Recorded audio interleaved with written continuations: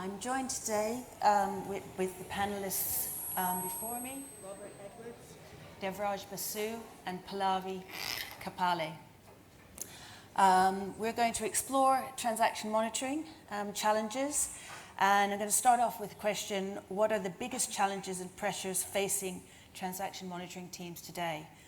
I'm going to open that up to the panel. So thanks, Laura. I'll start. So Robert Edwards, I'm the Global Head of Transaction Monitoring at Credit Suisse, and prior to that I was European Head of Compliance with Barclays, and then also the MLR for Citigroup before that. I think the biggest challenge that I see right now is we're starting to transition from sort of rules-based engines that we're all very familiar with, whether that be Mantis or Actimize or other services. And now there's a lot of pressure to move towards more data analytics, machine learning, and AI. The problem is, or the challenge is, we have limited budgets, and we have regulators who sort of expect that we continue to operate the rules-based engines. And I think that transition is going to be really difficult, because when you're running two systems, you're generating almost twice as many alerts, potentially. Now, we'll need to do it for a short period, because the AI solution, I think, will ultimately be better.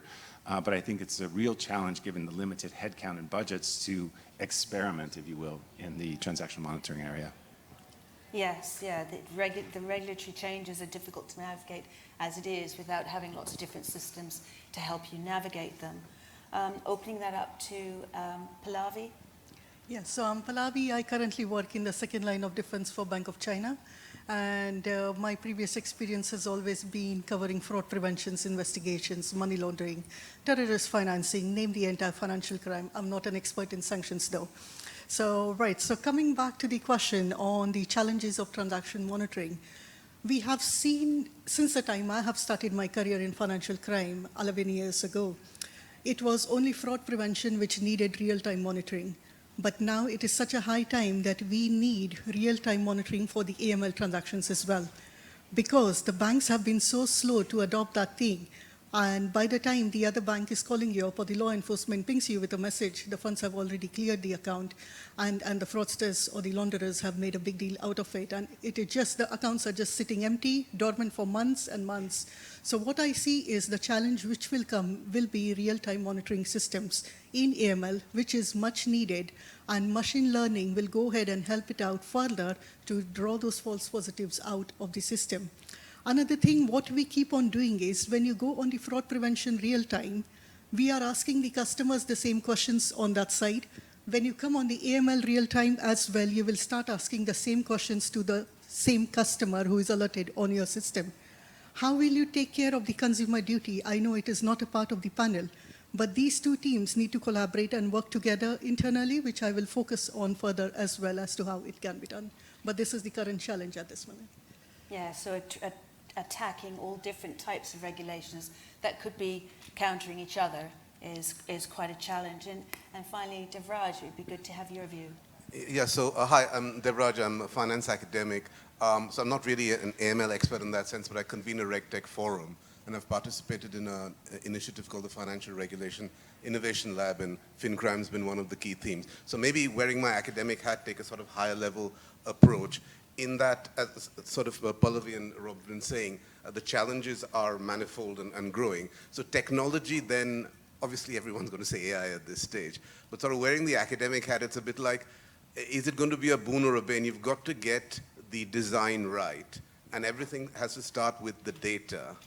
And then just want to actually, the point that Martin was saying in his talk, things like data utilities, data sharing, all that is becoming increasingly important as well. So there is a big picture emerging, and for example, there's government legislation around the Economic Crime and Corporate Transparency Act, and increasingly the arrival of the Data Use and Access Bill.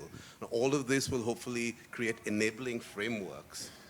And so the idea is that this is a joint problem. It should be a non-competitive issue, again speaking in a very academic way.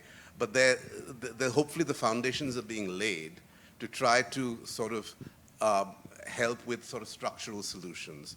So that'd be my perspective on this. Yeah, so we're looking to balance the changes in regulation and our data, and then using the tools that are offered, a lot of the providers that we have here, to achieve what we need to from a compliance perspective and do the transaction monitoring that we need.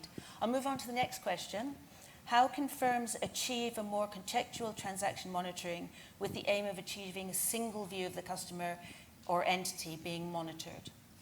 So we were talking, we have talked previously about financial regulation, innovation, and information sharing. What are your thoughts about, shall I start with you, Robert, on this? Yeah, so before I joined Credit Suisse, they had developed a system called Client Holistic Surveillance, which sounds like the Holy Grail, everything in one place. The problem with the system was, and it wasn't a bad system, the problem was that it was generating alerts, but it was very difficult to see what was the cause of that alert being generated. We were looking at market surveillance, transaction movements, KYC, et cetera, all together. And I think it became a real challenge to discern what's the genesis of this alert and how can it be actioned. So I was brought in to switch the transaction monitoring from that system over to Mantis, basically a rules-based engine, which we are probably all familiar with. When I joined Credit Suisse, I said to them, the good news is I implemented Mantis at Citibank 20 plus years ago. The bad news is it hasn't changed at all. So it was really, we do our risk assessments, we're looking at rapid movement of funds, we're looking at change in behavior, all of these scenarios. It sounds a little bit archaic when we're talking about AI and more dynamic machine learning, but the truth of the matter is, when properly tuned and if your clients are properly segmented, it is showing you what you probably should be looking at. Yes, I agree. And Devraj, you have a view about neutral spaces on this. Oh, yeah, very much so. So just to mention this Financial Regulation Innovation Lab, we created innovation calls, which ultimately their ultimate goal is to try to create these neutral spaces where people can come and share information in, well, ultimately a non-competitive environment. It would have to be. So given the fact that financial crime should be, as I said, a non-competitive issue, it would be useful to have settings in which this kind of information can be freely exchanged, both incumbents sharing their problems. So for example, the structure of the innovation calls with problem statement led, with problem owners coming in and trying to ask the market, as you will, the market of innovators, what solutions there were. And in financial crime, I think we had some very high quality statements. And a number of themes sort of emerged from that. You could look at each of the problem statements in isolation and get some interesting solutions. But when you took them all together, you sort of started to understand how these things all connect up. And that generates, initially higher level insights, but then you have actual solutions and you understand that no single solution is going to work, but if you start stitching them together, you can get a more end-to-end perspective. So ultimately a very long-winded way of saying the neutral space can hopefully create an end-to-end perspective, which would not otherwise be so easy to obtain. And that leads really nicely into a point you raised, Pallavi. Yes. So I mean, transaction monitoring has not been right since the time I work in this field. So many false positives and so many general rules. I mean, there's a lot of, I can give you one example. On one rule, we were working so hard to get it out of the system because it was all generating false positives, and not even a single SAR was logged from that rule. So we had to retire that rule.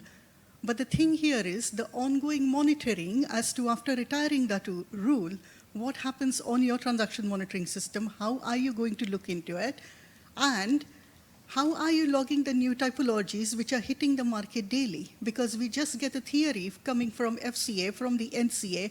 I don't know how many of you read the SARS in action from the NCA, and it is really doing wonders because they have just come up with a lot of virtual address stuff. It started with virtual address, then it went to illicit company formation, and the recent issue talks about mini umbrella companies as well. How are you going to add those typologies to your transaction monitoring system? That is one task. How much time are you going to take to implement that? And with that implementation time, how many launderers have passed through your account already? Because we already know that it was a cluster based. So if only my system could have come and told me, oh, this customer is onboarded here today, and we have another 100 on the same address, fine.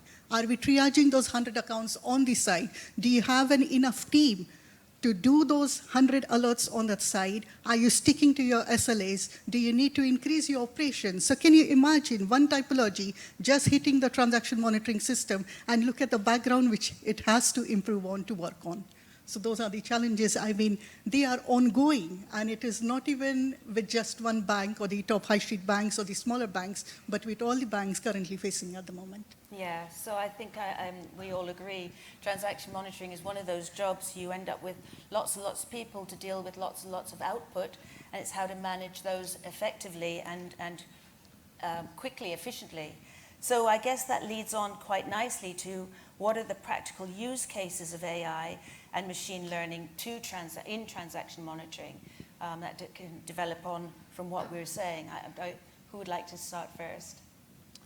So I think in my experience with AI, it's quite good at a couple of things. One, it helps you very much in terms of the organization of your data.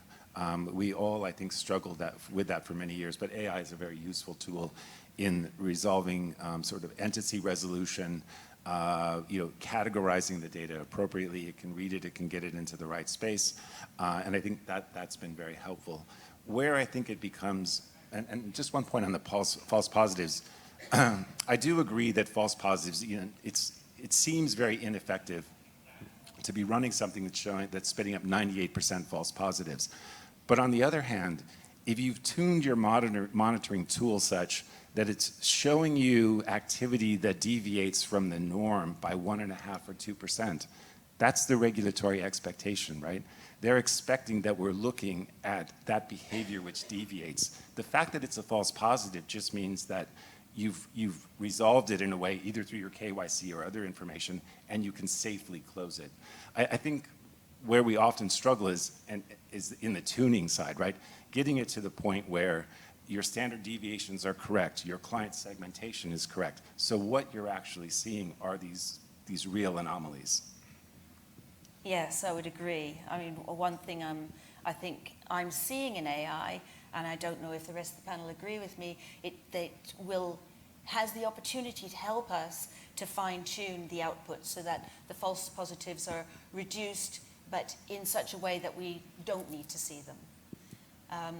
On the question about the practical uses of AI, Pallavi. Yes, so I have not come across any practical uses, not seen yet, because end of the day, we are still running on the legacy systems. But what I would really like to see, the way we are challenging AI, is it going to increase our work or is it going to decrease our work? The first question, if somebody says, okay, I want to implement AI in transaction monitoring, I will ask them, okay, if I onboard a mule today, I don't know if he's a mule today, but he will be a mule after 12 months. Are you going to really come and tell me, AI, that I am the mule? No. So how are you going to deal with that? You check with the crypto-based transactions now. With traditional banking, all the traditional banks have stopped the crypto payments going in and out since the pandemic. All the crypto payments have been diverted through the money service businesses, the MSBs. Are you triaging those alerts again? Or is AI coming and telling me, oh, the traditional banking has stopped the crypto payments, let us move it through, and are we triaging it?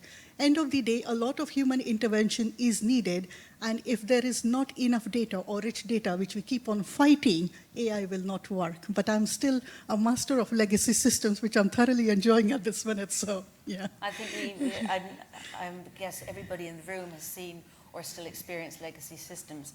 I think one of the problems I've seen a lot is trying to manage all the legacy systems together and still get an output that is helpful. And Devraj, not to say last but not least, would you help give us your view? Yeah, maybe if sort of a couple of things. So I agree with Robert about, AI can be very helpful when there's a large volume of rules. So one of the white papers we worked on in the Financial Regulation Innovation Lab, which is a little careful because it's with a private sector partner, is about using AI to try to refine the number of rules to optimize. Now there's sort of AI and there's AI. There's stuff that's more easily explainable. So I'd like to think this project that we looked at was more explainable.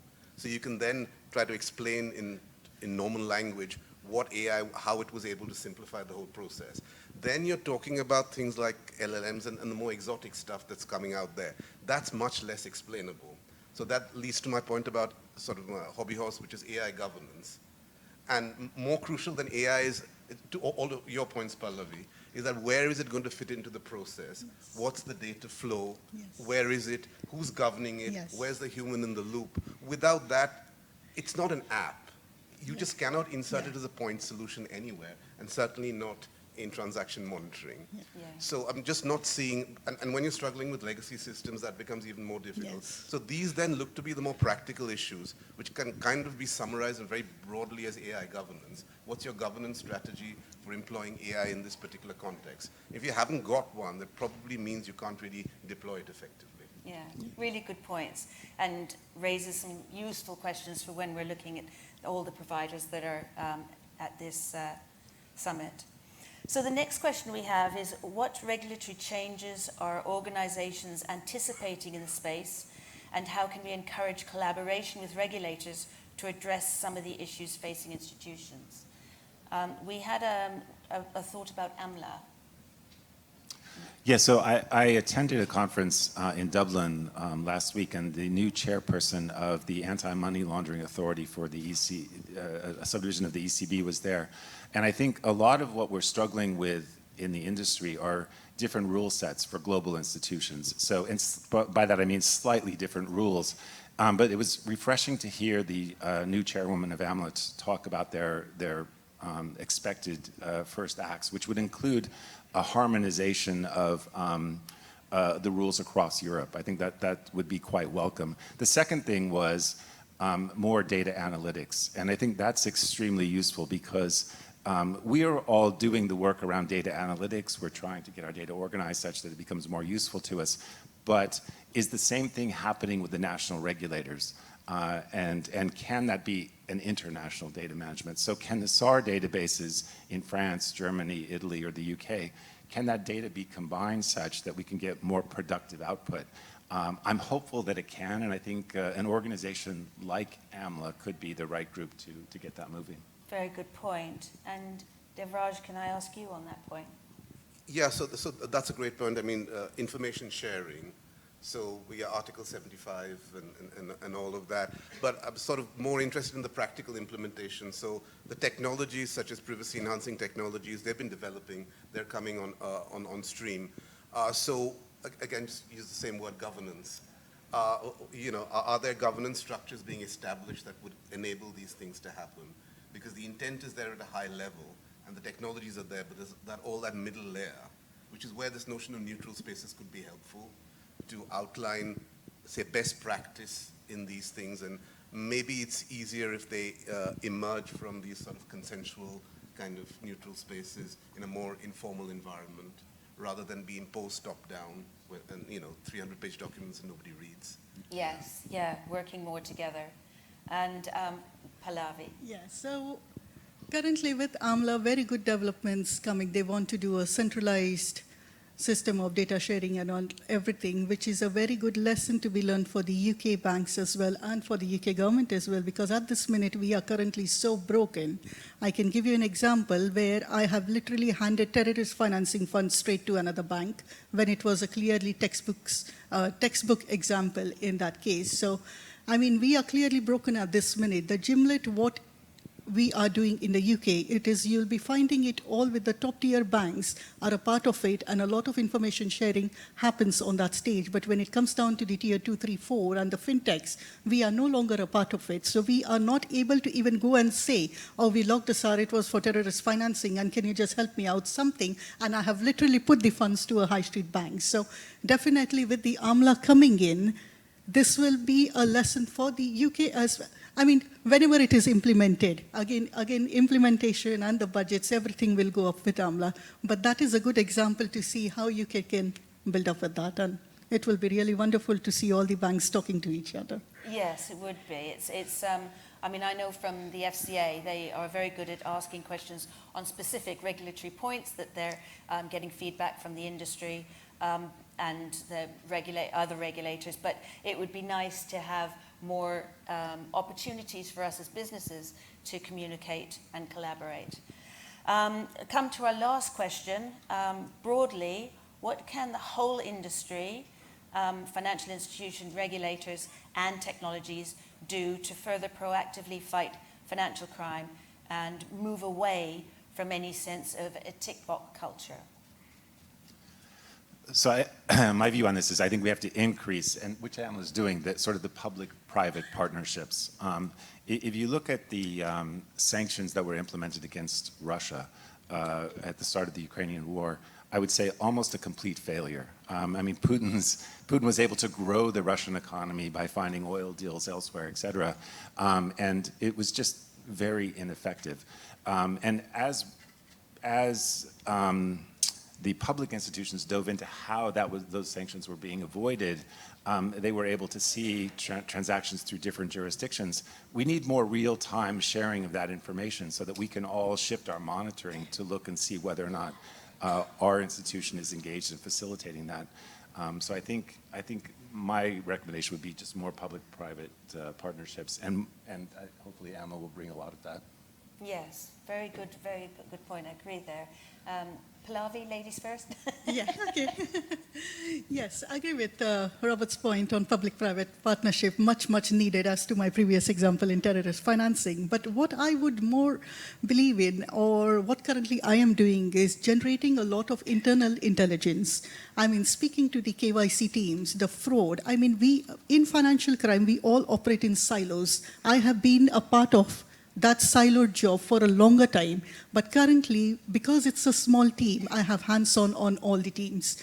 So the best thing, start off with your KYC team, with your fraud team, have your monthly conversations with these guys. What losses have you seen on the fraud side? What best can be done? Come down to the AML transaction monitoring, what best can be done? And start putting it up all together. Because before you start venturing outside, there is so much of data inside the organization. It's like a gold mine, and we are just closing that chapter and going to a new one doesn't make sense. So rather collaborate internally within the organization, and come up with like I can say, a scenario approach on the transaction monitoring side, build up a sandbox on that side, which currently I am involved in that process. So I'm kind of enjoying it. So I have focused more on internal intelligence. Lovely. Yeah. Thank you very much, Pallavi. And Devraj on that point, please. Just to echo both points, particularly Pallavi's. So on that point, I suppose sharing of best practice really sounds obvious, but why isn't it being done better? And also, there was an earlier point, this came up in Martin's presentation, which is about a data utility. So for things like APP fraud, just more data sharing combined with best practice. And that would that would definitely incorporate how best to use AI. Why does everybody have to reinvent the wheel? Why can't best practice emerge organically? Particularly for what is theoretically should be a non-competitive issue. And then everyone can at least use that high standard of best practice, so kind of race to the top, and then innovate on it for their own commercial purposes. So I know this sounds kind of theoretical and academic, but again, I think the legislative underpinnings with things like the Economic Crime and Corporate Transparency Act and the Data Use and Access Bill should enable all of that, and the notion of sandboxes where liabilities can be disapplied to kind of create those environments. So sort of more of that at a larger scale. Yes, thank you very much. Very good points, very interesting answers from the panel. I'd like to move to the audience now and answer any questions that you have on this subject. Yes, gentleman in the middle there. Thank you very much for your panel, Martin Woods, Anna Money. You referenced perhaps captured to legacy systems.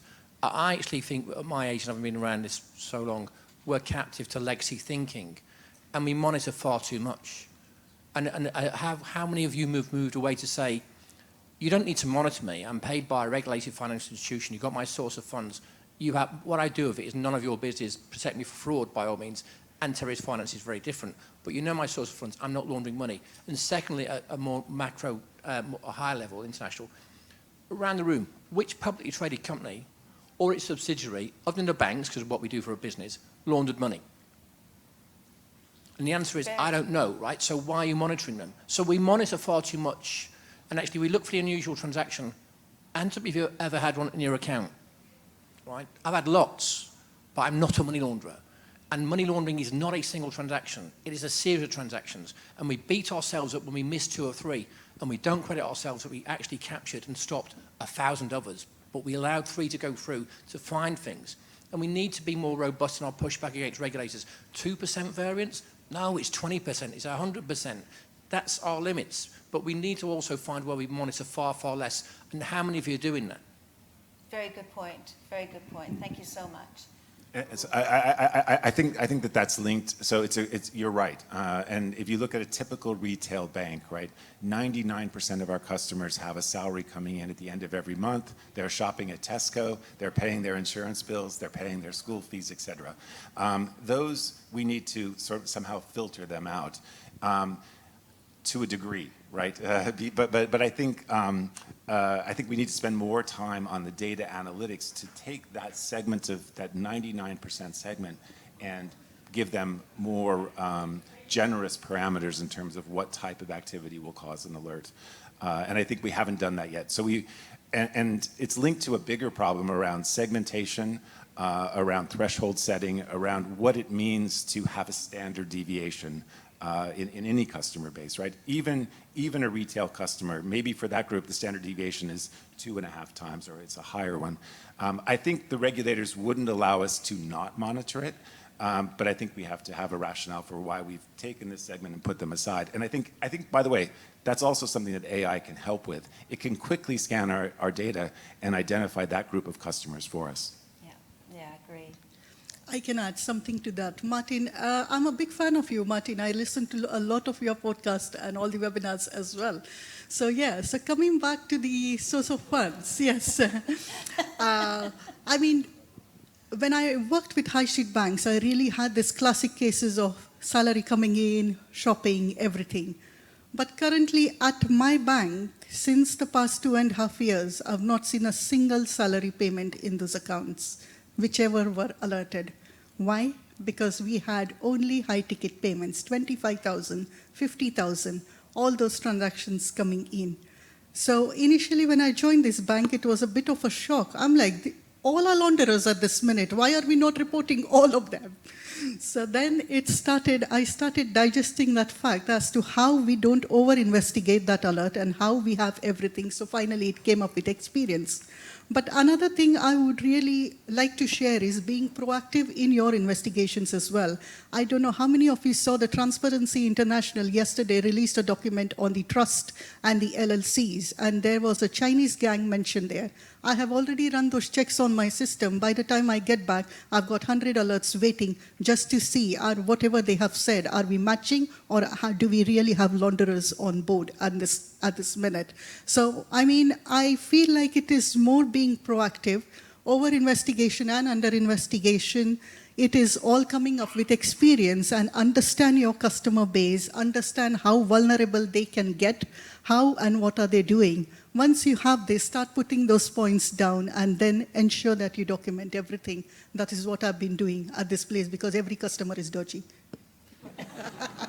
So that's a classic view of compliance because we do need to make sure we're looking even if we don't find anything. Can I ask for another question from the audience? Okay. To what you said, and you're looking, you're not finding, that's the part that really gets under my skin. I've got some news for you, Laura. It's not there. Stop looking, right? And that's partly why you need to be bold on that. So, you know, we're captured and hostage to what if. And Robert, to what you said, you've got to do something. I don't agree. And there's something minimal because it is 3 unusual transactions in that salaried account. Or the other one that you might look for, and perhaps none of you monitor for, is your customer on the salary for 3, 5, 6 months stop spending the money. And this is how the police corruption, they found some police corruption because the police officers were getting money from somewhere else. They'd stop spending their salary, right? So it's not always necessarily a transaction taking place. Sometimes it's a transaction not taking place, right? But you have to be courageous and bold here and say, we can't be everywhere. And if some of you will have read The Art of War, right? If you haven't, you're naughty people, get reading it, right? And in The Art of War, you can't be on every battlefront with all your resources. And that's what you're advocating, Robert, to an extent. When you say you have to be doing something, you cannot be there doing everything. You have to be much more effective and efficient. But Martin, to follow that logic, that would mean that there aren't normal everyday citizens who are engaged in fraud or unusual transactions. It's happening daily, right? I've had at least 3 cases where we had people sitting as the treasurer of a charitable institution who were siphoning the money off and spending it unwisely. So if I'm not monitoring any of that, I don't know that this was my point. I don't know that the regulator is going to be so forgiving of me when they come in and say, how are you not looking at those customers? No, it's a very controversial point for ending on. We have run out of time, I'm afraid. I think to conclude what we've been talking about, the regulations do throw up a lot of challenges for us. We've got data at our fingertips, but how do we use that successfully to achieve the transaction monitoring that the law requires, but can create a lot of noise? And I hope that you find some answers in the tools that we have at this summit. Thank you very much for your time today.